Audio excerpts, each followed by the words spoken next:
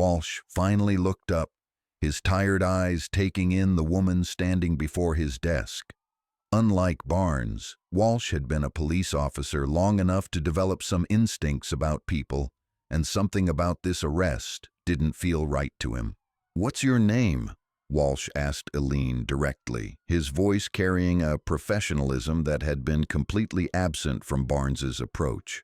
"Eileen Roberts," she replied clearly, her voice carrying across the booking area with the kind of authority that made other conversations stop. "Address?" Eileen provided her home address, watching as Walsh wrote it down with increasing puzzlement.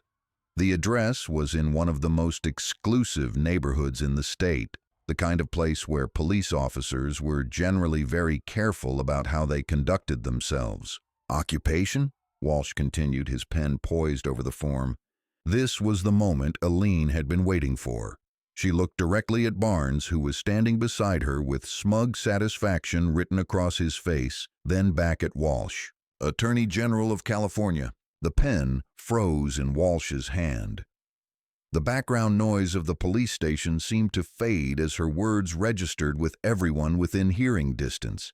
Barnes's expression shifted from smugness to confusion, as if he wasn't entirely sure he had heard correctly. "I'm sorry, what did you say?" Walsh asked, his voice barely above a whisper. "I am the Attorney General of California," Eileen repeated, her voice carrying the full weight of her office. "The chief legal officer of this state and the head of the Department of Justice." The silence that followed was profound. Walsh stared at her with the expression of a man who was watching his career flash before his eyes. Around the booking area, other officers had stopped what they were doing, their conversations dying mid-sentence as the implications of what they were hearing sank in. Barnes, however, was not ready to abandon his narrative. He stepped forward aggressively, his face red with embarrassment and anger. "She's lying," he declared loudly, his voice echoing off the concrete walls. "It's obviously some kind of con game. I caught her with fake identification, trying to pass herself off as some big shot."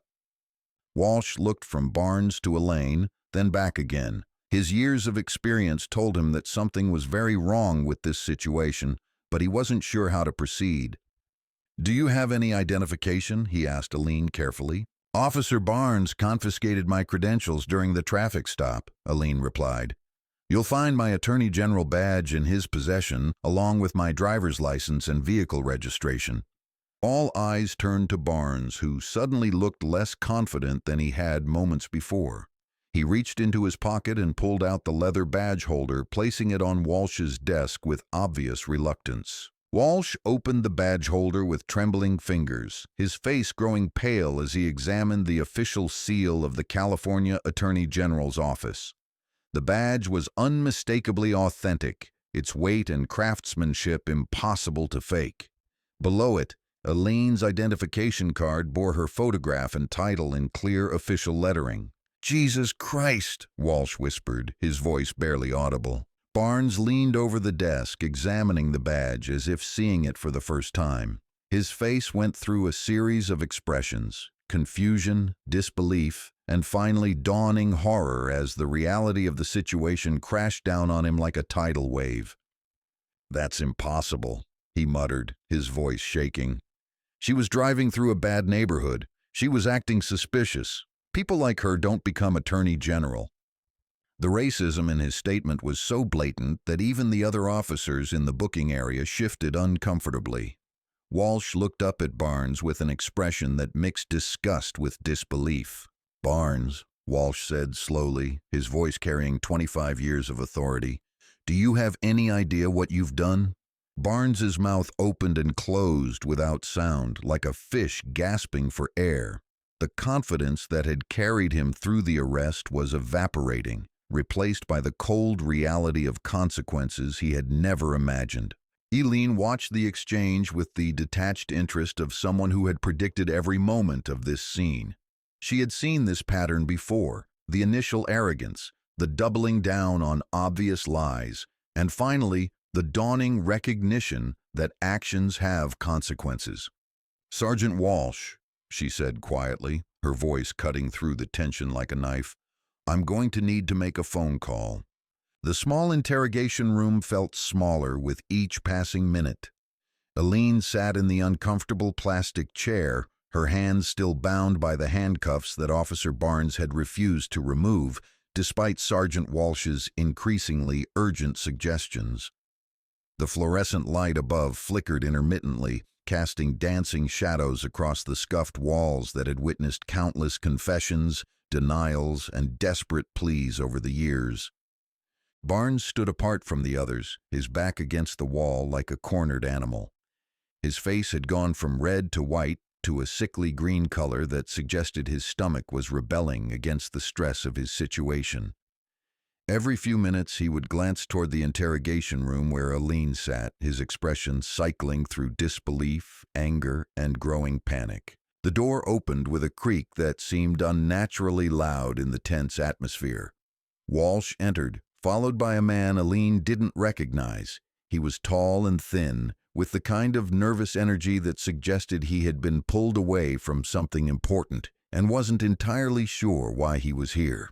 "Mrs. Roberts," Walsh began, his voice carefully respectful, "this is Captain James Miller. He's the precinct commander." Captain Miller stepped forward, his hand extended in a gesture that seemed both professional and apologetic. He was younger than Walsh, probably in his early 40s, with the kind of pressed uniform and perfect posture that suggested he took his job seriously. "Ma'am, I want to apologize for this misunderstanding," Miller said, his voice carrying the practiced diplomacy of someone who had spent his career cleaning up other people's mistakes. "We're prepared to release you immediately and provide any assistance you might need." Eileen looked at his outstretched hand but didn't move to shake it. The handcuffs made the gesture impossible anyway, but she wouldn't have accepted it under the best circumstances. This wasn't a misunderstanding, and she wasn't about to let them frame it as such. "Captain Miller," she said, her voice calm but carrying an edge that made both men straighten unconsciously. "This wasn't a misunderstanding. This was a deliberate act of racial profiling, excessive force, and civil rights violations. And I'm going to need to make that phone call now." Miller nodded quickly, perhaps too quickly. Of course, whatever you need." He fumbled with his keys, unlocking the handcuffs with hands that trembled slightly. As the metal restraints fell away, Eileen rubbed her wrists, noting the dark marks that had already formed where the cuffs had bitten into her skin. "The phone?" she asked. Walsh pointed to an old landline phone sitting on a small table in the corner of the room. It looked like it hadn't been updated since the 1980s, its beige plastic discolored by years of use and neglect. Eileen stood slowly, working, feeling back into her hands as she approached the phone. She was keenly aware that both men were watching her every movement, trying to read her intentions in her posture and expression. They were looking for some sign of what was coming, some indication of how much trouble they were in. She picked up the receiver and dialed a number from memory. As she waited for the connection, she turned back to face the two officers, her expression giving nothing away. "Terrell?" she said when the call connected. "It's me." Even through the old phone, her husband's voice carried clearly enough for the others to hear. "Eileen, why are you calling so late? Is everything okay?" Eileen looked directly at Captain Miller as she responded. "No, everything is not okay. I've been arrested." The silence on the other end of the line lasted for several seconds. Then Terrell's voice returned, sharp and focused. "What? Where are you? Are you hurt?" "I'm at the Riverside Police Station. I was pulled over for driving while black, arrested on false charges, and I'm currently standing in an interrogation room with two very nervous police officers." Miller and Walsh exchanged glances, both men clearly uncomfortable with being discussed so openly. Miller started to say something, but Eileen held up a hand to silence him. "Terrell, I need you to call David Coleman at the ACLU and tell him I need representation. Then call Governor Peterson's office and inform them that the Attorney General has been unlawfully arrested.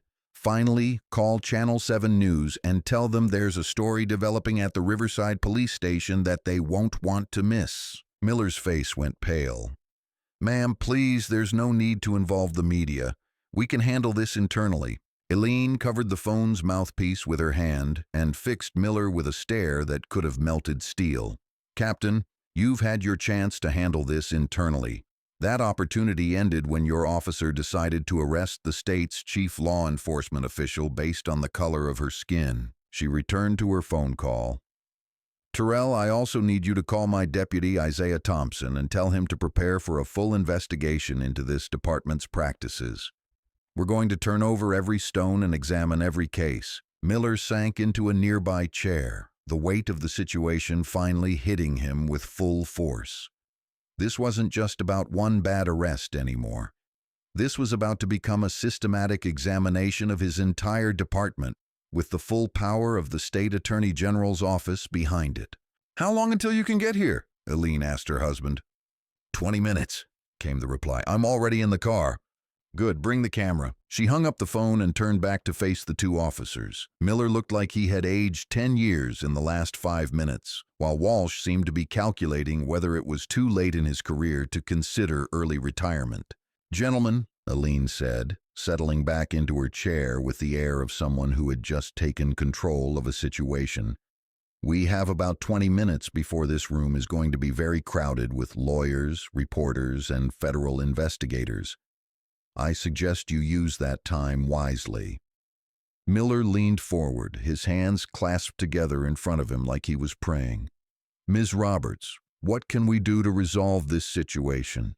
Surely there's some way we can—" "Captain Miller," Eileen interrupted, her voice cutting through his desperate attempt at negotiation. "Let me be very clear about something. This situation is not going to be resolved quietly. This is not going to disappear with a handshake and a promise to do better. Officer Barnes committed multiple felonies tonight, and he did so while wearing a badge and carrying a gun that this department gave him." Walsh shifted uncomfortably in his chair. "Ma'am, Barnes is a good officer. He's just made a mistake." "Sergeant Walsh," Eileen said, turning her attention to him with the precision of a prosecutor cross-examining a hostile witness, "how many complaints have been filed against Officer Barnes in the last year?" Walsh's mouth opened, but no sound came out. The question had caught him completely off guard, and his hesitation was answer enough. "I see," Eileen continued. "And how many of those complaints involved allegations of racial bias or excessive force?" Miller shot Walsh a warning look, but it was too late. The damage was already done. "That information is confidential," Miller said quickly, trying to regain control of the conversation. "Not anymore, it isn't," Eileen replied, with a slight smile that held no warmth. "As of tonight, everything related to Officer Barnes and this department is going to be scrutinized under the full power of a federal civil rights investigation. Personnel files, complaint records, disciplinary actions, training records, all of it." The room fell silent except for the humming of the fluorescent light overhead. Both officers were beginning to understand that they weren't dealing with a typical arrest situation. They were dealing with someone who had the power to end careers, close departments, and send people to federal prison. "What do you want?" Miller asked finally, his voice barely above a whisper. Eileen leaned back in her chair, considering the question. "I want justice, Captain Miller. Real justice. The kind that ensures no other person has to go through what I experienced tonight. The kind that holds police officers accountable when they violate the civil rights of the people they're sworn to protect." She paused, letting her words sink in before continuing. "I want Officer Barnes arrested and charged with deprivation of rights under color of law, false imprisonment, and assault. I want a complete investigation into every arrest he's made in the last 5 years. I want mandatory retraining for every officer in this department on racial bias and constitutional law, and I want policies in place to ensure this never happens again." Miller nodded slowly, understanding that these weren't negotiations. They were demands, backed by the full power of the state's legal apparatus. "And if we comply with these requests?" he asked. "Then maybe, just maybe, your department survives the federal investigation that's about to rain down on it like a biblical plague." Before either officer could respond, the sound of multiple vehicles pulling into the parking lot outside filtered through the walls of the interrogation room. Car doors slammed, voices called out commands, and footsteps hurried across asphalt. Eileen smiled, the expression finally reaching her eyes. "Gentlemen, I believe your 20 minutes are up." The front doors of the Riverside Police Station burst open with the force of a small army advancing. Terrell Roberts strode through first, his 6'3" frame cutting an imposing figure in the harsh fluorescent lighting. At 45, he carried himself with the controlled power of a man who had spent his career as a federal prosecutor, someone accustomed to walking into hostile environments and taking control. Behind him came David Coleman, the ACLU's most feared civil rights attorney. Coleman was smaller in stature but carried himself with the quiet confidence of a man who had never lost a case involving police misconduct. His gray hair was perfectly combed despite the late hour, and his sharp eyes were already cataloging every detail of the scene before him. The third member of their group was Isaiah Thompson, Eileen's deputy at the Attorney General's office. Isaiah was young, brilliant, and absolutely devoted to his boss. He carried a briefcase in one hand and a digital recorder in the other, ready to document everything that was about to unfold. Officer Barnes, who had been lurking near the booking desk, tried to make himself invisible as the trio swept into the station. But Terrell's eyes found him immediately, fixing him with a stare that could have burned holes through steel. "Which one of you put your hands on my wife?" Terrell asked, his voice carrying the kind of quiet menace that was far more terrifying than shouting. Barnes took an involuntary step backward, his hand moving instinctively toward his service weapon. The gesture didn't go unnoticed by Coleman, who immediately stepped forward. "Officer, I strongly advise you to keep your hands where we can see them," Coleman said, his voice carrying the authority of someone who had spent decades dealing with corrupt police officers. "You're already in enough trouble without adding assault charges to your growing list of crimes." Captain Miller appeared from the back of the station, moving quickly to intercept the group before the situation could escalate further. His uniform was rumpled now, and sweat stains had appeared under his arms despite the cool temperature in the building. "Gentlemen, please," Miller said, his hands raised in a peacekeeping gesture. "Let's all remain calm and professional." "Professional?" Terrell's voice rose slightly, the first crack in his controlled demeanor. "Your officer arrested the Attorney General of California for driving while black, and you want to talk about being professional?" Isaiah stepped forward, his recorder held prominently in front of him. "Captain Miller, I'm Isaiah Thompson, Deputy Attorney General.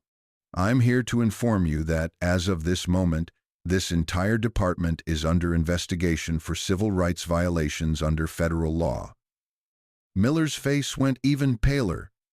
"If that was possible, Mr. Thompson, surely we can resolve this without involving federal authorities." "Federal authorities are already involved," Coleman interrupted, pulling out his phone and showing the screen to Miller. "I've been in contact with the FBI's Civil Rights Division for the last 15 minutes. They're very interested in what happened here tonight." The implications of Coleman's statement rippled through the police station like a shockwave. Several officers who had been pretending not to listen suddenly found urgent business elsewhere, while others clustered together in worried conversations. Barnes, meanwhile, had reached his breaking point. The combined pressure of his situation and the arrival of what he perceived as an invading force finally shattered his already fragile composure. "This is ridiculous!" he shouted, stepping toward the group with his fists clenched. "I don't care who she claims to be. She was suspicious, she was uncooperative, and she resisted arrest." The silence that followed his outburst was profound. Every person in the station had stopped what they were doing to stare at Barnes, who seemed to realize too late that he had just confessed to false arrest in front of multiple witnesses, including attorneys who were recording every word. Coleman smiled, the expression predatory. "Officer Barnes, I presume? Thank you for that confession. It's going to save us considerable time in court." Barnes' face went from red to white in an instant. He looked around desperately, as if hoping someone would come to his rescue, but the other officers had distanced themselves from him both physically and symbolically. "I want to see my wife," Terrell said, his voice cutting through the tension like a blade. "Now." Miller nodded quickly, leading the group toward the interrogation room where Eileen was waiting. As they walked, Isaiah documented everything with his recorder, while Coleman made notes on a legal pad with the rapid efficiency of someone who had done this many times before. The door to the interrogation room opened, and Eileen looked up to see her husband's worried face. Despite her determination to remain strong throughout this ordeal, the sight of Terrell nearly broke her composure. She stood up, and he immediately crossed the room to embrace her. "Are you hurt?"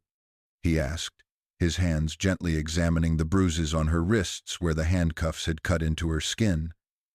Coleman immediately began, photographing the injuries with his phone, each flash capturing evidence that would be crucial in the federal lawsuit that was already taking shape in his mind. "I'm fine," she replied, though her voice carried the strain of everything she had endured. "But we have work to do." Isaiah stepped forward, his recorder still running. "Mom, I've already started preliminary documentation. We have Barnes on record making racially charged statements, and Captain Miller has essentially admitted to a pattern of complaints against the officer." Eileen nodded, shifting into the focused mindset that had made her one of the most effective prosecutors in the state's history. "Good. David, what's our legal position?" Coleman looked up from his notes, his expression grim. "Textbook section 1983 violation. Deprivation of rights under color of law, false imprisonment, assault, and probably a dozen other federal charges. The video evidence from your traffic stop, combined with the witnesses here tonight, makes this an open and shut case." "Video evidence?" Terrell asked. "Barnes was too arrogant to turn off his dash cam," Eileen explained. "Everything from the initial stop to my arrest is documented. His racial slurs, the false charges, the excessive force. All of it." Miller, who had been standing quietly in the corner, finally spoke up.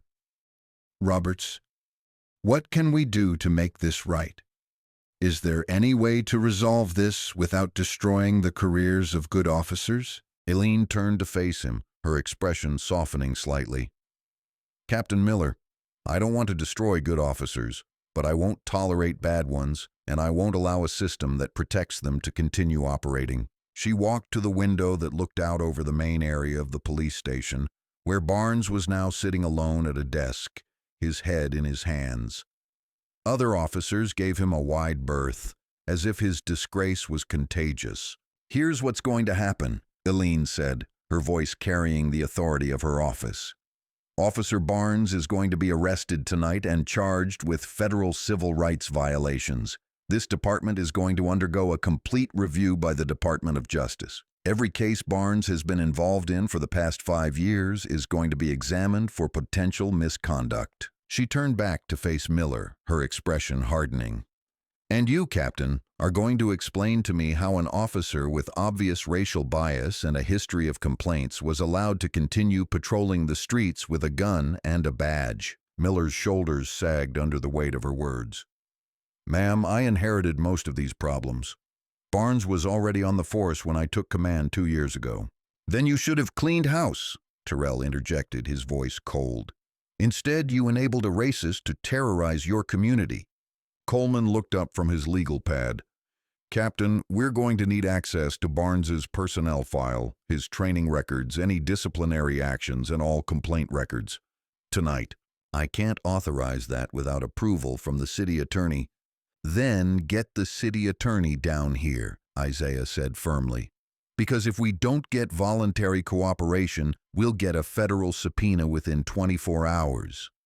The room fell silent as the implications of Isaiah's threat sank in. A federal investigation would be far more damaging than anything they might face from cooperating voluntarily. Miller nodded slowly. I'll make the call. As Miller left to contact the city attorney, Eileen turned her attention to the larger picture. This wasn't just about punishing one racist police officer. This was about sending a message that would reverberate through every police department in the state. David, I want you to coordinate with the FBI's Civil Rights Division, she said. This needs to be prosecuted at the federal level to ensure there's no local interference. Already in progress, Coleman replied. Agent Sarah Martinez from the Sacramento field office is driving down tonight. She'll be here within the hour. And I want a press conference scheduled for tomorrow morning, Eileen continued. The people of this state need to know that their attorney general was arrested for driving while black, and they need to understand what we're doing about it. Terrell put his hand on his wife's shoulder. Eileen, are you sure you want to make this public? The political fallout could be significant. She looked at him with the same determination that had carried her through law school, through her years as a prosecutor, and through every challenge she had faced in her rise to the top of California's legal establishment. Terrell, if I don't speak out about this, who will? If the Attorney General can be arrested for being black in the wrong neighborhood, what hope do ordinary citizens have? Her words hung in the air, carrying the weight of truth that no one in the room could deny. This wasn't about politics or career advancement. This was about justice in its purest form. The Riverside Police Station had been transformed into a command center of justice. FBI agent Sarah Martinez had arrived with a small team of investigators, turning the main conference room into a temporary field office. Documents were spread across tables, laptops hummed with activity, and the steady click of cameras documented evidence that would soon be presented in federal court. Officer Kevin Barnes sat in a different interrogation room now, this one equipped with federal recording equipment and supervised by Agent Martinez herself. His earlier bravado had completely evaporated, replaced by the pallor of a man who was beginning to understand the magnitude of his situation. Through the one-way mirror, Eileen watched as Martinez methodically walked Barnes through his arrest report, comparing his written account with the video evidence from his own dash camera. The contradictions were so glaring that even Barnes seemed embarrassed by his own lies. "Officer Barnes," Martinez said, her voice professionally neutral, "in your report, you state that Ms. Roberts became violent and attempted to grab your weapon. Can you point out where that occurs in the video?" Barnes stared at the laptop screen showing the footage of his encounter with Eileen. His hands trembled slightly as he fast-forwarded through the recording, searching for evidence that didn't exist. It's not clear from this angle," he mumbled, his voice barely audible. "I see," Martinez replied, making notes on her legal pad. "And where in the video do you observe Ms. Roberts acting in a threatening manner?" Barnes's face flushed red. "She was questioning my authority. She was acting suspicious. Acting suspicious by checking her phone for directions while standing on a public sidewalk? She was in a high-crime area." "Officer Barnes," Martinez interrupted, "Ms. Roberts was pulled over 3 blocks from the elementary school where her daughter had just performed in a recital. Are you characterizing that as a high-crime area?" The question hung in the air like an accusation. Barnes opened his mouth to respond, then closed it again, apparently realizing that every word was only making his situation worse. In the conference room, Eileen sat with her legal team and FBI investigators, watching the interrogation on a live feed while reviewing the mountain of evidence that had been compiled in just a few hours. "The dashcam footage is devastating," Coleman said, pointing to his laptop screen where Barnes could be seen shoving Eileen against the patrol car. "Combined with his audio admissions of racial bias, we have a textbook federal case." Agent Martinez's partner, Agent Richard Mayer, looked up from a stack of personnel files. "We found 14 complaints against Barnes in the past 3 years. 8 of them involve allegations of racial profiling or excessive force against minorities." 14 complaints, Eileen repeated, her voice tight with controlled anger. "And he was still allowed to patrol the streets." Captain Miller, who had been sitting silently in the corner of the room, finally spoke up. Most of those complaints were deemed unfounded after investigation. Investigated by whom? Terrell asked sharply. Miller's silence was answer enough. Isaiah Thompson, who had been working on his laptop, suddenly straightened in his chair. "I've got something," he announced, turning his screen toward the group. "Barnes's social media accounts. Take a look at this." The screen showed a series of Facebook posts and comments that revealed a pattern of racist attitudes and extremist views. Barnes had shared articles questioning the intelligence of black people, made comments about the need to control the urban population, and even posted memes that portrayed minorities as inherently criminal. "This is a hate crime," Coleman said flatly, studying the posts with professional interest. "These social media accounts establish clear racial animus. When combined with his actions tonight, we can add hate crime charges to the federal case." Agent Mayer nodded grimly. "We'll need to examine every arrest Barnes has made, every traffic stop, every use of force report. This pattern of behavior didn't start tonight." Aline stood up and walked to the window overlooking the main area of the police station. Several of Barnes' fellow officers were still on duty, but their usual casual demeanor had been replaced by nervous tension. They knew their department was under a microscope, and many were probably wondering if their own conduct would withstand federal scrutiny. "Captain Miller," she said without turning around, "how many other officers in your department have similar complaint patterns?" Miller shifted uncomfortably. "I'd have to review the files." "You'd have to review the files," Aline repeated, finally turning to face him. "Captain, you've been in command of this department for 2 years. Are you telling me you don't know which of your officers are problems?"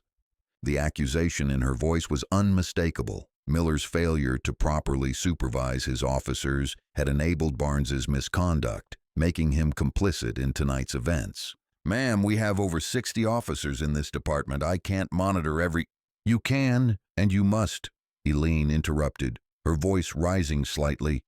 "When you pin on that badge and accept command responsibility, you become accountable for every action taken by the officers under your command." Agent Martinez entered the conference room, her expression grim.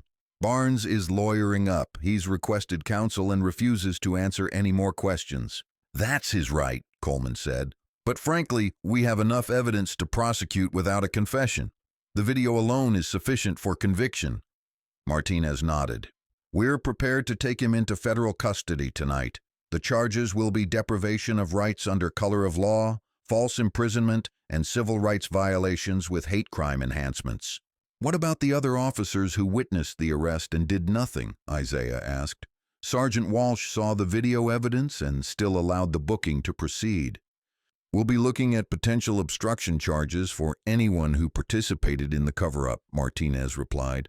"This investigation is just beginning." Aline walked back to the table and sat down, her mind already working on the broader implications of this case. "I want every officer in this state to understand what happened here tonight.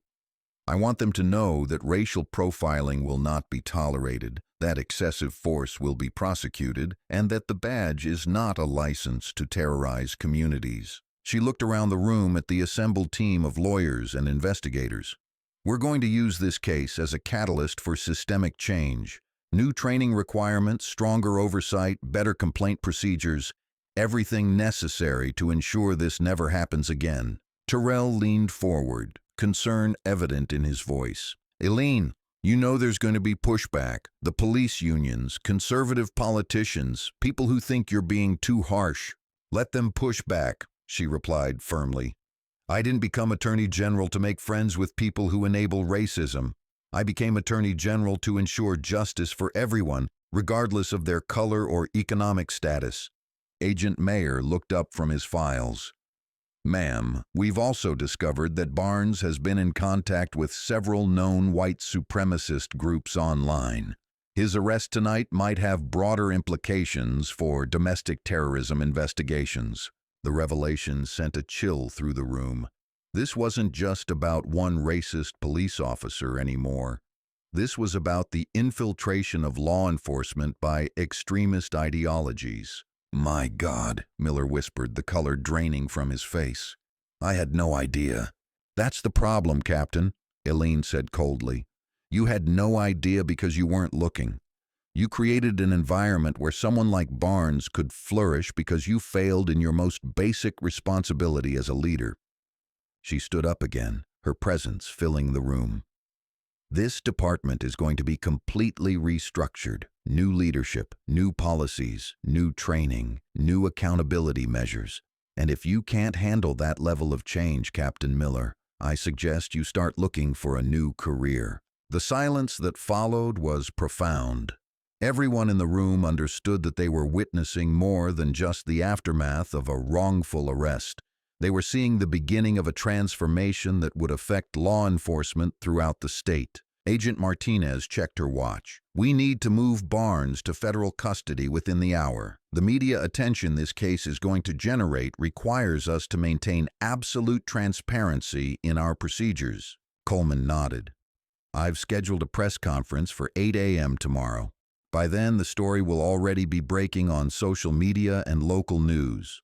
Good, Eileen replied. The people of California deserve to know what happened here tonight, and they deserve to know what we're doing about it.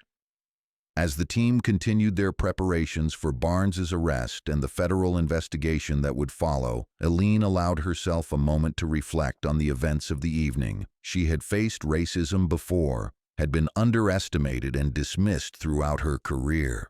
But tonight was different. Tonight she had the power to fight back, and she intended to use every bit of that power to ensure justice was served.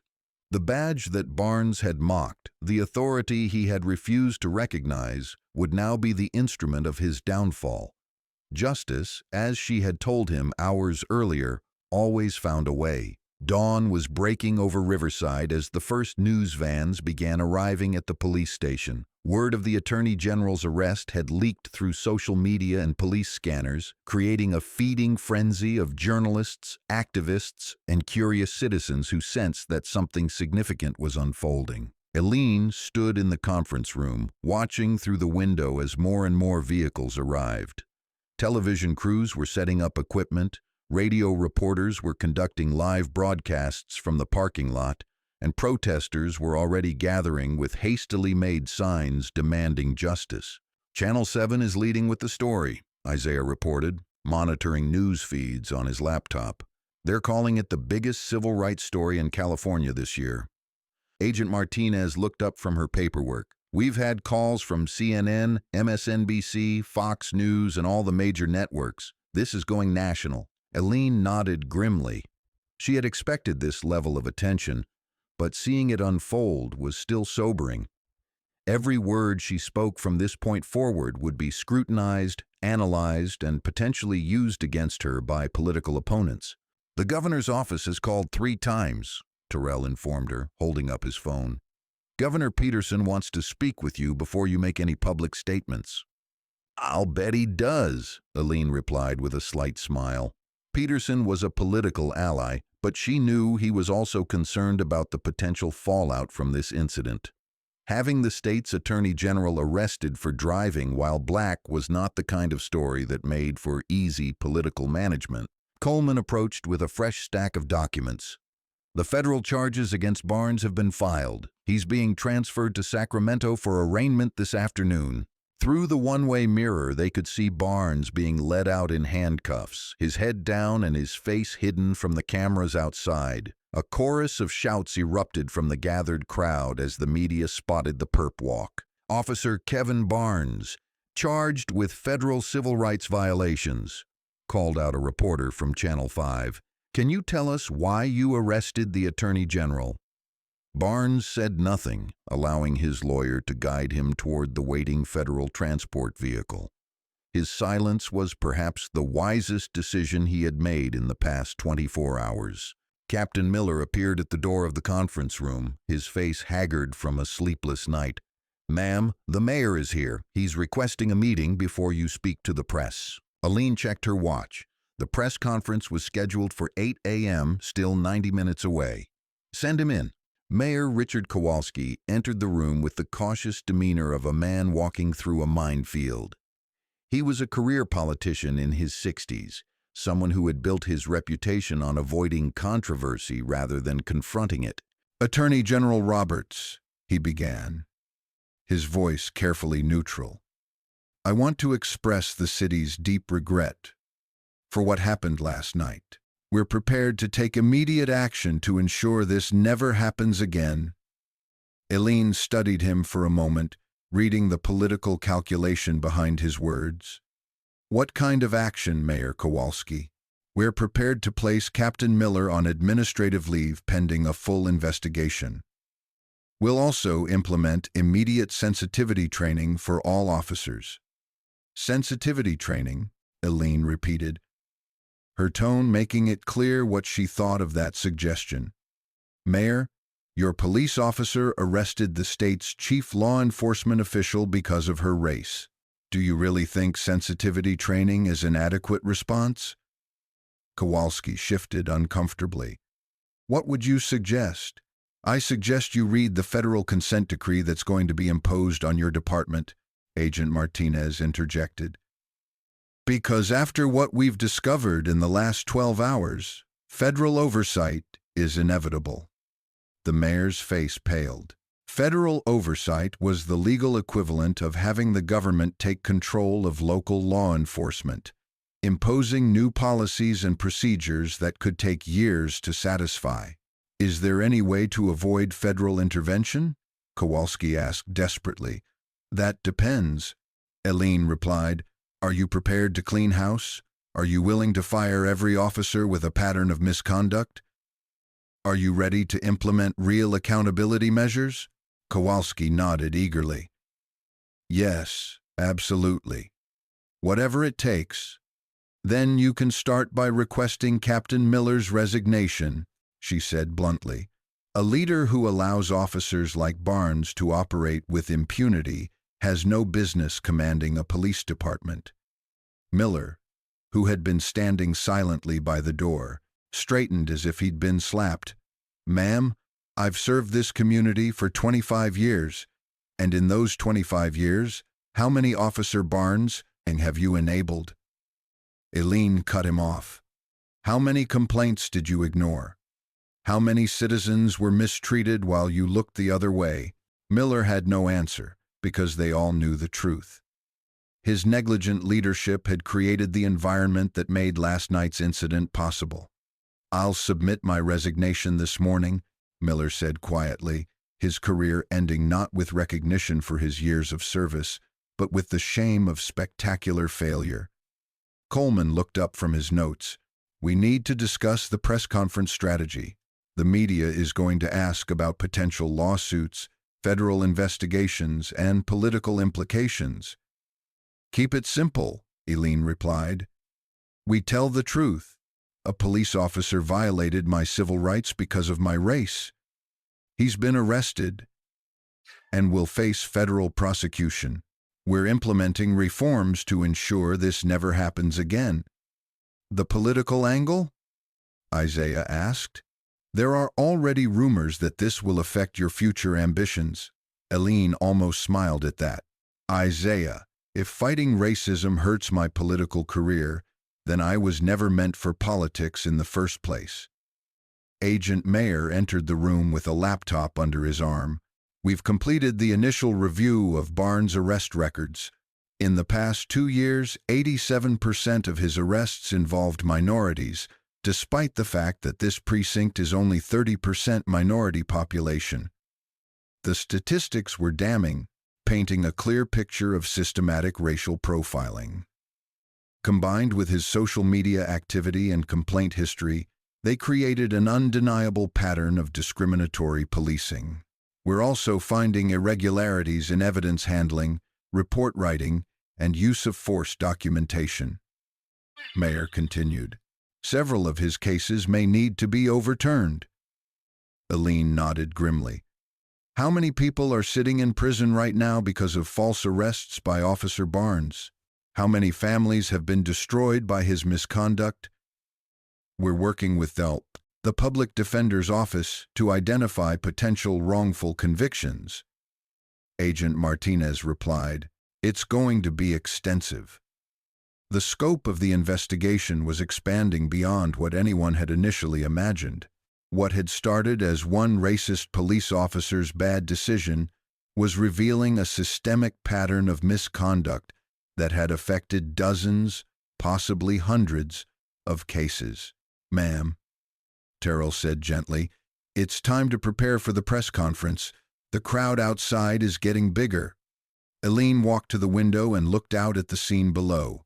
Protesters were carrying signs reading "Justice for All" and "End Police Racism." Community leaders were giving interviews to reporters. Civil rights activists were organizing what appeared to be a rally. "They're not just here because of what happened to me," she observed. "They're here because what happened to me happens to people in their community every day. The only difference is that I have the power to fight back." She turned back to face the room, her expression resolute. "That's why this press conference matters. Not because I'm the Attorney General, but because I represent everyone who has ever been profiled, harassed, or abused by police officers who think the badge makes them untouchable." Coleman checked his watch. 30 minutes until we go live. Are you ready?" Eileen straightened her blazer and checked her appearance in the mirror. The bruises on her wrists were still visible, a reminder of the previous night's humiliation. But her eyes held the fire of someone who had found her purpose. "I've been ready for this my whole life," she replied. "Let's go make some history." As they prepared to face the media, Agent Martinez pulled Eileen aside. "Ma'am, you should know that we're getting calls from other jurisdictions. Similar complaints about officers with racial bias. This case is inspiring people to come forward." Eileen nodded. She had suspected that would happen. When people see someone with power, willing to fight the system, it gives them courage to tell their own stories. "Good," she said. "That's exactly what should happen. It's time to clean house in law enforcement across this state." The door to the conference room opened, and Isaiah stuck his head in. "Ma'am, we're ready. The cameras are set up, and there are about 200 people gathered outside." Eileen took a deep breath, preparing herself for what would undoubtedly be one of the most important speeches of her career. This wasn't just about seeking justice for herself. This was about using her position and platform to demand accountability for everyone who wore a badge. "Let's do this," she said, walking toward the door with the confidence of someone who knew that truth and justice were on her side. The battle for police accountability was about to begin in earnest, and California's Attorney General was leading the charge. The front steps of the Riverside Police Station had been transformed into an impromptu amphitheater. Television cameras formed a semicircle around a hastily erected podium, their lenses focused like weapons, ready to capture every word and gesture.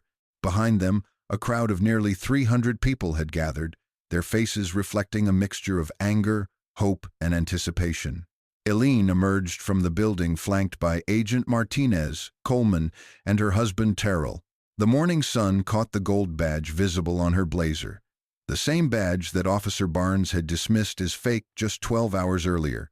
As she approached the podium, the crowd fell silent, understanding instinctively that they were about to witness something significant. "Ladies and gentlemen," Eileen began, her voice carrying clearly across the gathered crowd without the need for amplification. "My name is Eileen Roberts, and I am the Attorney General of the state of California." She paused, allowing the weight of her office to settle over the audience.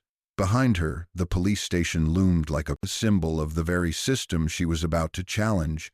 "Last night, at approximately 9:30 p.m., I was pulled over by Officer Kevin Barnes of the Riverside Police Department while driving home from my daughter's school recital.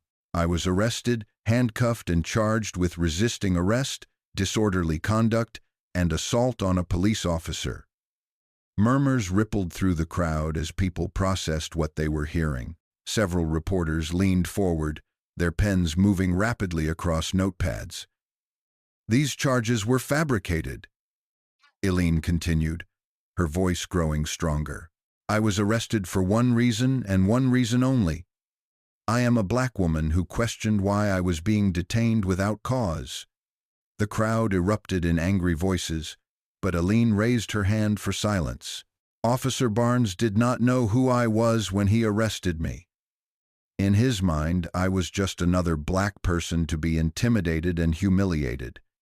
He made racially charged comments, used excessive force, and filed false charges to cover his misconduct." A reporter from Channel 7 called out, "Attorney General Roberts, what evidence do you have to support these allegations?" Eileen turned toward the reporter, her expression calm but determined. Officer Barnes' own dash camera recorded the entire encounter. The video clearly shows him using racial slurs, applying excessive force, and making false claims about my behavior. This video has been turned over to the FBI as evidence in the federal civil rights case that has been filed against him. "Federal charges?" another reporter asked. "How serious are we talking?" Agent Martinez stepped forward to the microphone. "Officer Kevin Barnes has been charged with deprivation of rights under color of law, false imprisonment, and civil rights violations with hate crime enhancements. If convicted, he faces up to 10 years in federal prison." The significance of federal charges wasn't lost on anyone present. State charges could potentially be influenced by local politics or relationships, but federal civil rights violations were prosecuted with the full power of the United States government behind them. Coleman moved to the microphone next. "We've also discovered a pattern of misconduct spanning several years. Officer Barnes has 14 complaints of racial bias and excessive force against him, along with social media activity that demonstrates clear racial animus. We will be examining every arrest he has made to identify potential wrongful convictions." A reporter from the Los Angeles Times raised her hand. "Attorney General Roberts, what does this incident say about the state of policing in California?" Eileen stepped back to the microphone, her expression growing more serious. "This incident reveals a cancer that has been growing in law enforcement for far too long. Officer Barnes was not operating in isolation. His supervisors knew about his complaint history, they knew about his biased policing patterns, and they did nothing." She gestured toward the police station behind her. "Captain James Miller, who commanded this department, has resigned in disgrace, but his resignation doesn't undo the damage caused by his negligent leadership." "What changes are you calling for?" asked a reporter from Fox News. "Comprehensive reform," Eileen replied without hesitation. "Mandatory bias training for all officers, civilian oversight of complaint investigations, body cameras for all patrol officers, and federal monitoring of departments with patterns of misconduct." An activist from the crowd called out, "What about the other officers who stood by and let this happen?" Eileen nodded, acknowledging the question. "Anyone who participated in or covered up Officer Barnes's misconduct will face appropriate consequences. The thin blue line of silence that protects bad officers must be broken." She paused, scanning the crowd before continuing. "But I want to be clear about something. This is not an attack on all police officers. The vast majority of law enforcement professionals are honorable people who serve their communities with integrity. However, those good officers are betrayed when departments protect the bad ones." A reporter from CNN pushed forward. "Attorney General Roberts, there are already political commentators suggesting this incident was staged for publicity. How do you respond to that?" The question hung in the air like an accusation. Eileen's expression didn't change, but Terrell stepped closer to her, his jaw clenched with suppressed anger. "I respond by inviting anyone who thinks this was staged to examine the evidence," Eileen replied calmly. "The dash camera footage, the federal investigation, the documented pattern of misconduct, none of that can be fabricated." She leaned forward slightly, her voice carrying a hint of steel. but I find it telling that some people's first instinct is to assume a black woman must be lying about experiencing racism rather than accepting that racism still exists in our institutions. The crowd erupted in applause, drowning out any potential follow-up questions. When the noise died down, Eileen continued, "I became Attorney General to serve all the people of California, regardless of race, religion, or economic status. Last night, I experienced what countless people in our communities experience every day. The difference is that I have a platform to speak about it and the power to do something about it." Isaiah Thompson stepped forward with a folder in his hand. "That we're announcing the formation of a statewide task force on police accountability. This task force will review complaint procedures, examine training standards, and recommend legislative changes to prevent incidents like this from happening again." "When will this task force begin its work?" asked a reporter from the Sacramento Bee. "Today," Eileen replied firmly. "Justice delayed is justice denied, and we've already delayed too long." A community activist raised her voice from the Tem Ven crowd. "Attorney General Roberts, what can ordinary citizens do to support these reforms?" Eileen smiled for the first time during the press conference. "Stay engaged. Attend city council meetings. Hold your elected officials accountable. Report misconduct when you see it, and never accept the idea that abuse of power is just the way things are." She looked out over the crowd, seeing faces that reflected her own experiences and struggles. Change doesn't happen from the top down alone. It requires all of us working together to demand better from our institutions. Agent Martinez approached the microphone one final time. "The FBI's investigation is ongoing. Anyone with information about misconduct by Officer Barnes or other members of this department is encouraged to contact our Civil Rights Division." As the press conference began to wind down, a young black woman in the crowd called out, "Thank you for fighting for us." The simple statement seemed to break through Eileen's professional composure for just a moment. Her eyes glistened with emotion as she looked at the woman who had spoken. "I'm not fighting for you," she replied, her voice thick with emotion. "I'm fighting with you. This is our fight, and we're going to win it together." The crowd erupted in cheers and applause as Eileen stepped back from the podium. As she made her way back toward the police station entrance, reporters shouted additional questions, but she didn't stop to answer them. The message had been delivered. The battle lines had been drawn. Officer Kevin Barnes was in federal custody, his supervisor had resigned, and the full power of the state attorney general's office was now focused on reforming law enforcement practices throughout California. But as Eileen disappeared back into the building, she knew this was just the beginning. The real work, changing hearts, minds, and institutional cultures, would take years to accomplish. Still,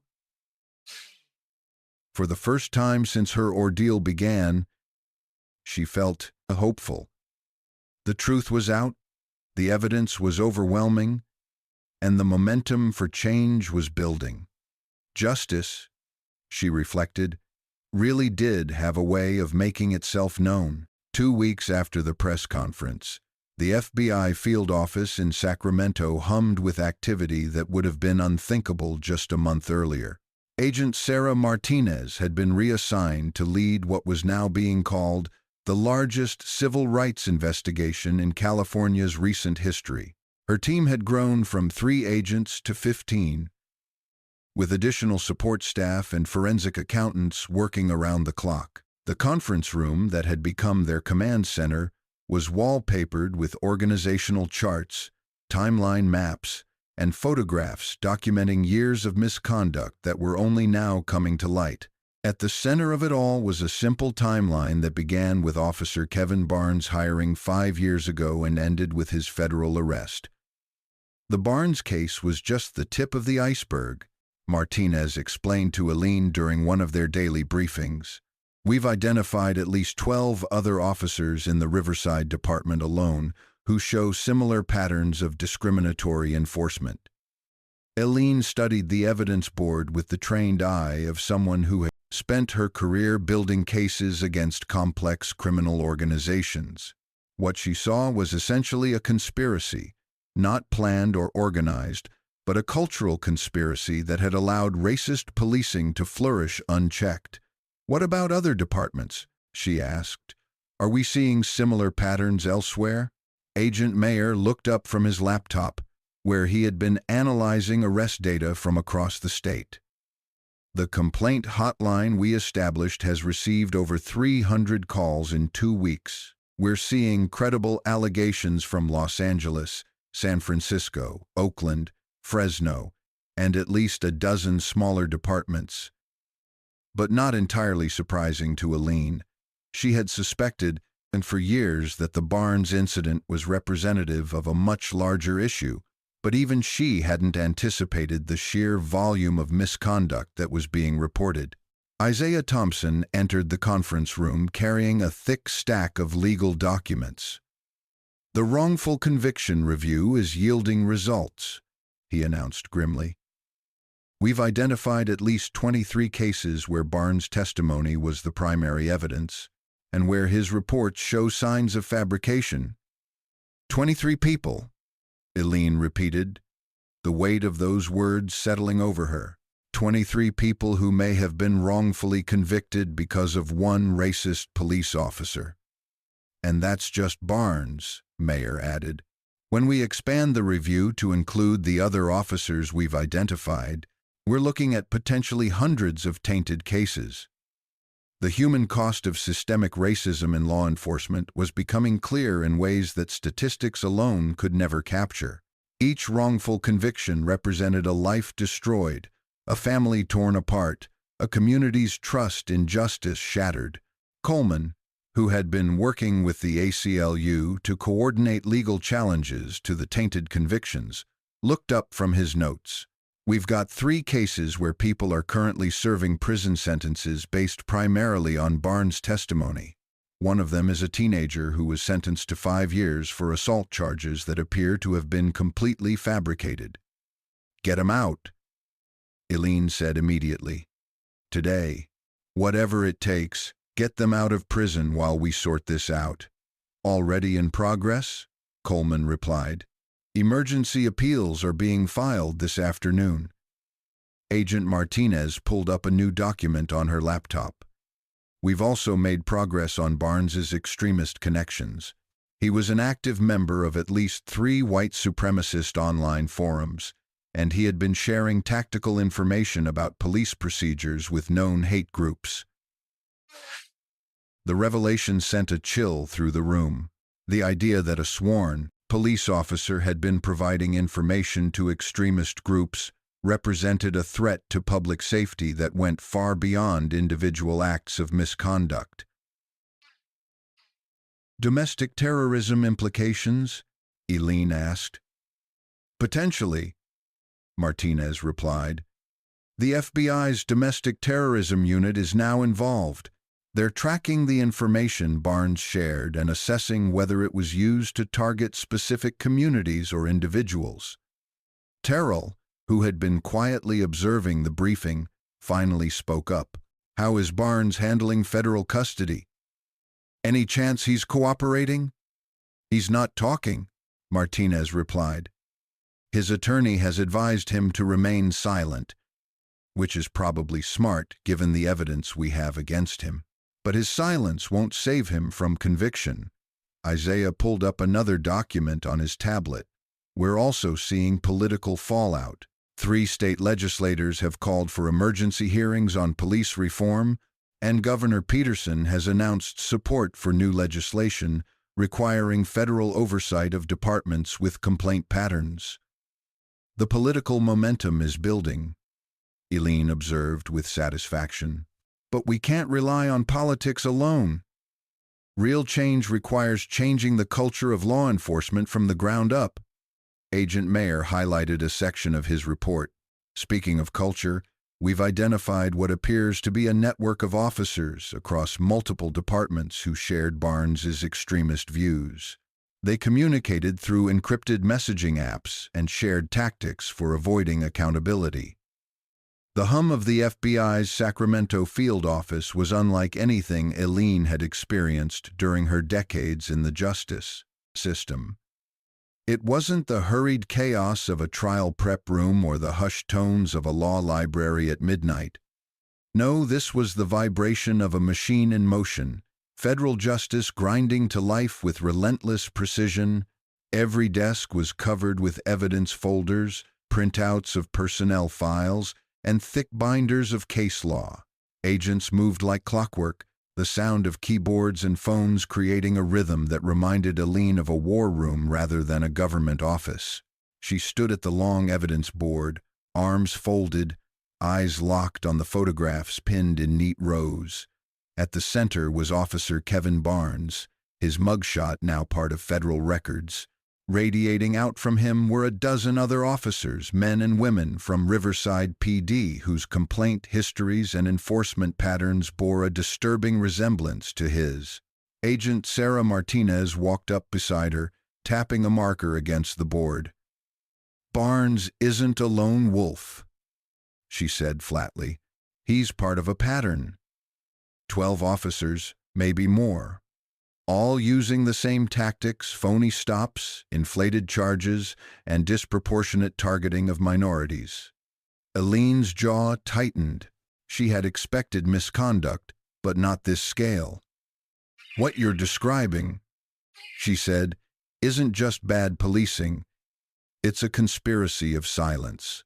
Every complaint dismissed, every supervisor who looked the other way, that's complicity." Agent Richard Mayer swiveled his laptop around from across the table. Data filled the screen in neat columns: traffic stop locations, charges filed, and demographic breakdowns. "We ran the numbers," Mayer explained.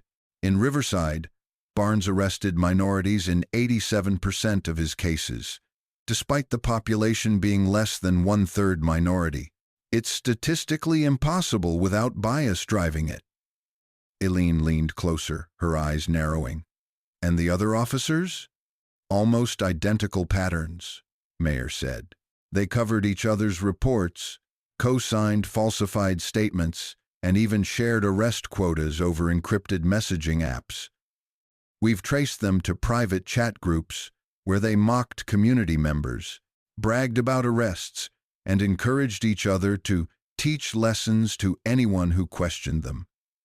Terrell, who had accompanied Eileen as both her husband and a federal prosecutor, shook his head grimly. "That's not just misconduct. That's organized oppression." The words hung in the air like a gavel strike. Isaiah Thompson entered with a thick binder, his expression grim. "We've identified 23 cases where Barnes's testimony was the cornerstone of convictions," he announced. "Assault charges, resisting arrest, narcotics possession. When we cross-checked the reports against body cam malfunctions, missing evidence logs, and conflicting witness accounts, the patterns were unmistakable." Eileen took the binder and flipped through the pages. Each case file was a life upended. Marcus Hall, sentenced to 3 years for resisting an arrest that video evidence proved never happened. Denise Taylor, convicted of drug possession after Barnes discovered narcotics in her car, drugs that lab analysis later revealed had never been tested. "These aren't just tainted cases," Eileen said, her voice low but hard. "These are people whose lives have been stolen." Coleman, the ACLU attorney, adjusted his glasses and leaned forward. "We're already filing emergency appeals. 3 of Barnes' victims are still in prison as we speak. One of them is just 19. He's been sitting in county lockup for nearly a year on charges that now look completely fabricated." "Get him out today," Eileen said sharply. "I don't care what strings we have to pull." Coleman nodded. "Already in motion, but there's more.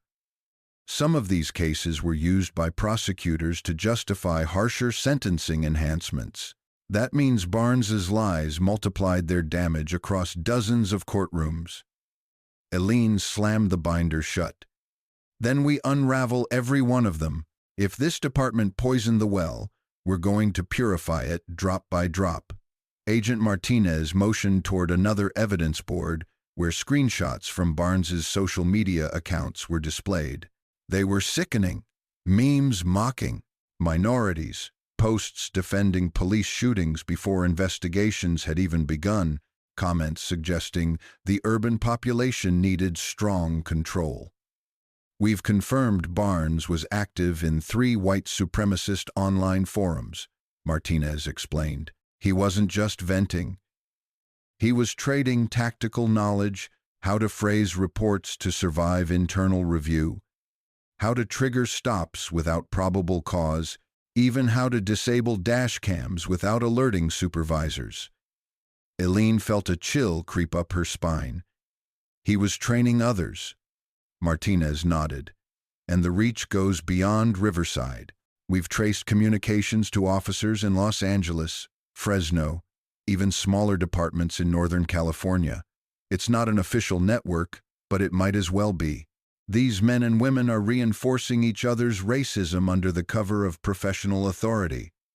Terrell's voice cut in, low and steady. This isn't just misconduct anymore. This crosses into domestic terrorism territory.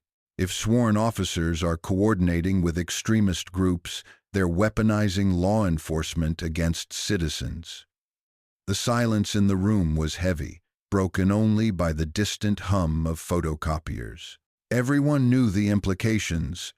This wasn't just a bad cop gone rogue. This was a system infected. Isaiah's phone buzzed. He glanced at it, then grimaced. That's the governor's office again. He wants hourly updates. 3 legislators are demanding emergency hearings, and conservative outlets are already painting this as your witch hunt against law enforcement. Eileen exhaled slowly. Let them. They said the same thing during civil rights investigations 50 years ago. History proved them wrong then, and it'll prove them wrong now. Still, she couldn't ignore the reality. Every step forward would mean more enemies. Police unions furious at federal oversight, politicians warning about handcuffing officers, and voters swayed by fear instead of justice. But Eileen had already crossed the Rubicon. She couldn't back down now. As the meeting wound down, Agent Mayer slid a fresh report across the table. We've discovered something new, he said. Barnes wasn't just coordinating with racist officers. He was feeding information to private citizens tied to known hate groups, locations of planned protests, details of patrol shifts, even tips about which community leaders were under surveillance. The room froze. Eileen's stomach dropped. You're telling me a sworn officer gave tactical intelligence to extremists? She asked. Mayer nodded grimly. We're still investigating how much damage was done. But there's a real possibility that his leaks put activists and entire communities at risk.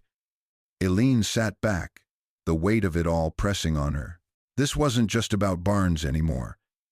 This was about a cancer eating away at the very heart of justice, one that would take years, maybe decades, to root out. But she had made a promise the night of her arrest. Justice would be served. And tonight, staring at the evidence of betrayal pinned across the FBI's walls, Eileen Roberts knew the reckoning was only beginning. The investigation had barely been public for 3 weeks when the backlash began to take on a darker, more personal tone. At first, it was angry phone calls to the Attorney General's office, voicemails dripping with venom about betraying the police. Then came the editorials on talk radio, warning that Eileen Roberts was handcuffing law enforcement and putting criminals back on the streets. But soon the criticism turned into something far more sinister. It was just past midnight when Terrell found the envelope. He had stepped outside their Sacramento home to retrieve a late delivery and noticed the plain white envelope tucked under the windshield wiper of his car. No postage, no return address. Someone had walked up their driveway and left it there. Inside was a single sheet of paper. The words typed in block letters. "You think you can destroy us. We see you. We see your daughter. Stop or else." Terrell's hands trembled as he brought the note inside. Eileen was still awake in her study, surrounded by piles of case files. When she saw his face, pale and tight, she didn't need to ask what he was holding. He handed it to her silently. Eileen read it once, then again, her jaw tightening. She had received threats before, plenty of them during her years prosecuting gang leaders and organized crime. But this felt different. This wasn't just about her role as Attorney General. This was about silencing her because of who she was and what she represented. Terrell broke the silence. "They mentioned Aaliyah." Eileen looked at him, her eyes blazing with a mixture of fear and defiance. "Then we fight harder." Within days, the threats multiplied. Emails filled with slurs, voicemails promising violence, even graffiti scrawled across the walls of the Department of Justice parking garage. "Traitors pay." Agent Martinez responded swiftly, assigning a federal protective detail to Eileen's family.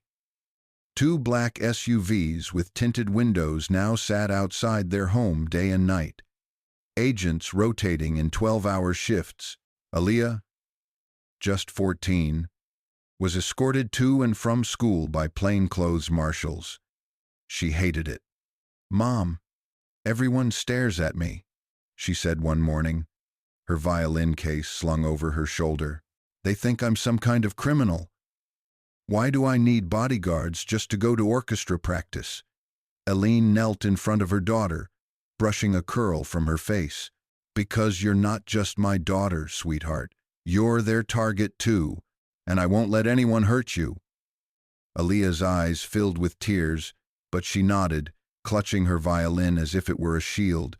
While the threats mounted, the political storm intensified. Cable news split into predictable camps: progressives hailing Eileen as a hero, conservatives accusing her of waging a war on police. One network even invited Barnes's defense attorney to paint him as the victim of a political witch hunt. "Barnes is a decorated officer," the lawyer declared. "He's being scapegoated because the Attorney General wants to score points with activists. This isn't justice, it's a vendetta." The footage enraged Terrell, but Eileen remained calm. "Let them talk," she said. "Every lie they tell will crumble when the evidence hits the courtroom."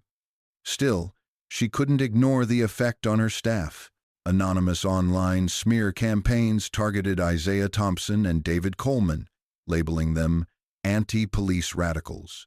Both men received threatening packages at their offices, one containing a dead rat, the other a bullet casing. "This is organized," Coleman said grimly during a late-night strategy session. "These aren't random cranks. This is coordinated intimidation." The true gut punch came on a rainy Friday night.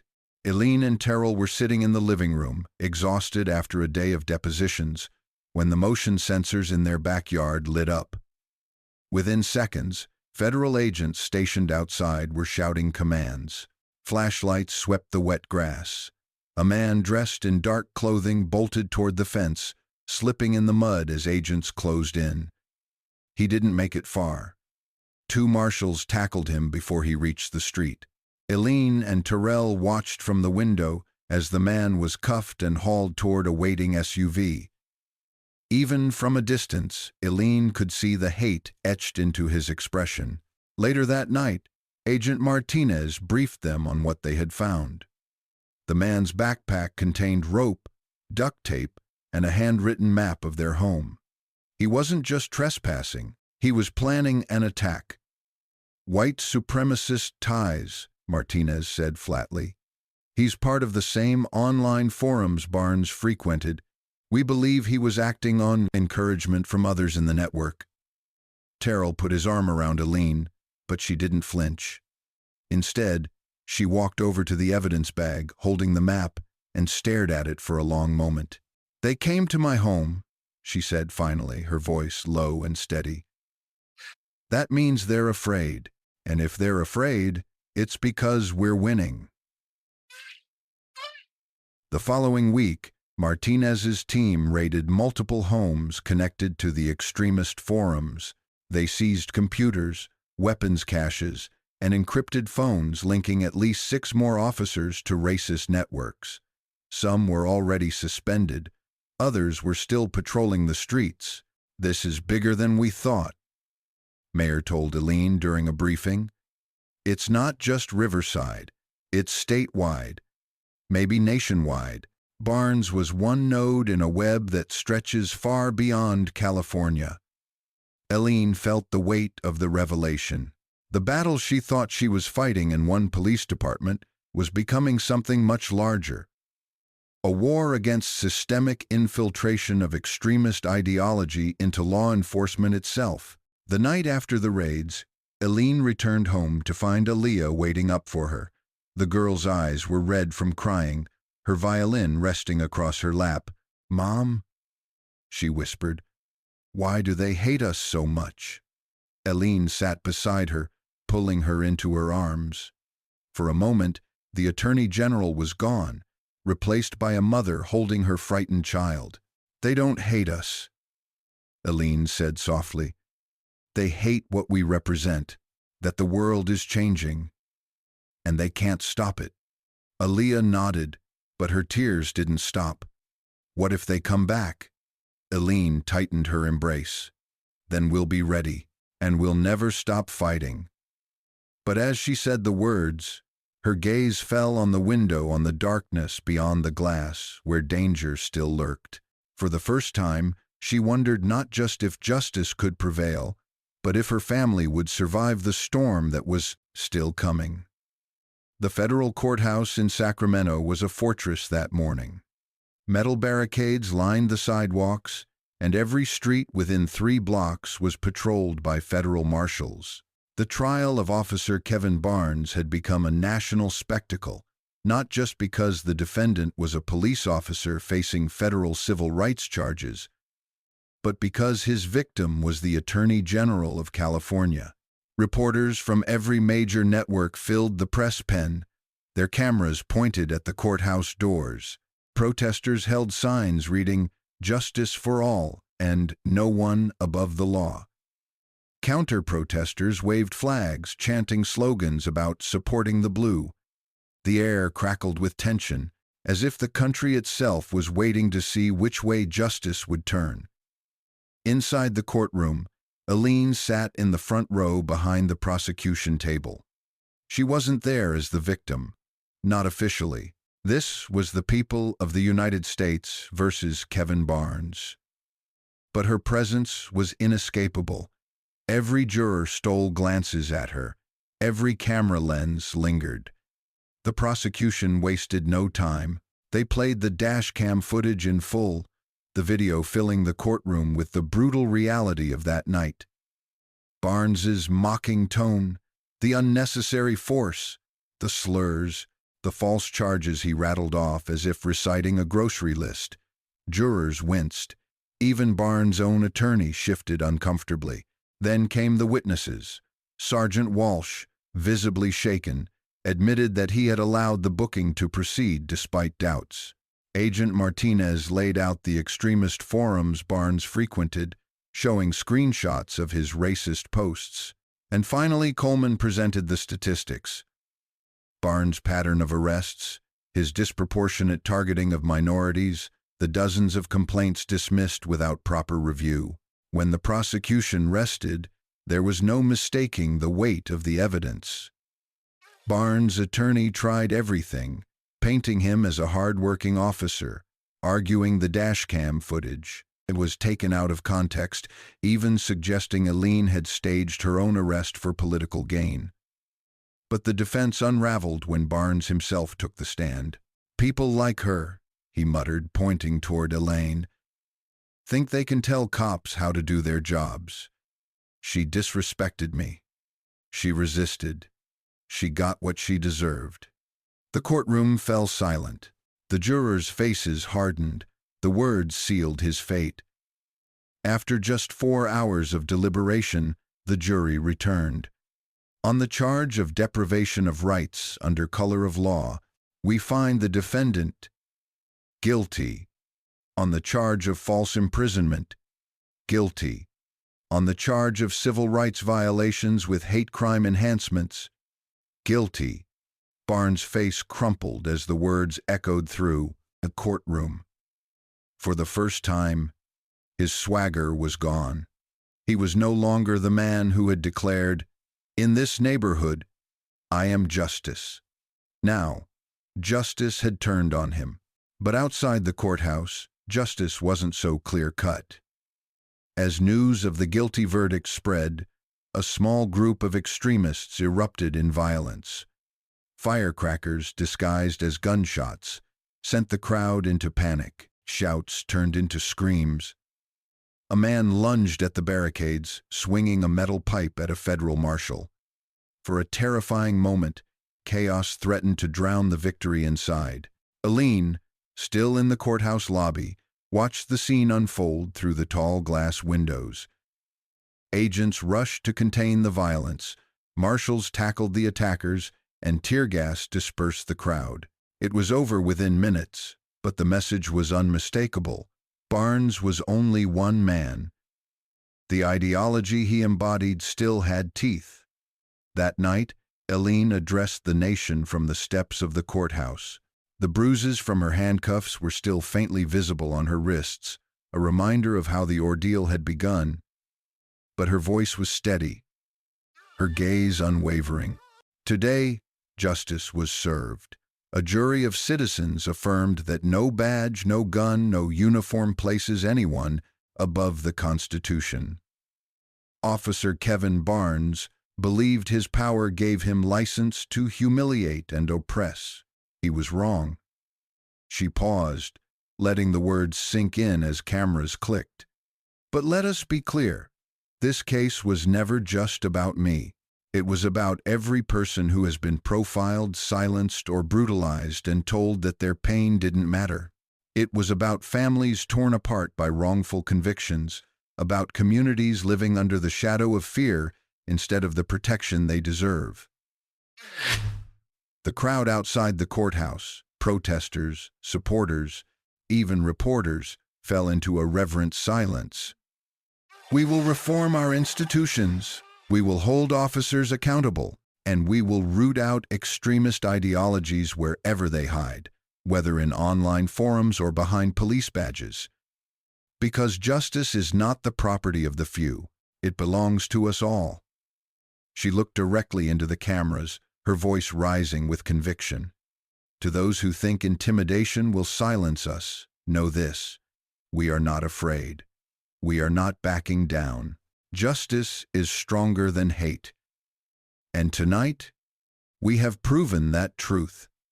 The crowd erupted in applause, the sound rolling like thunder across the courthouse steps.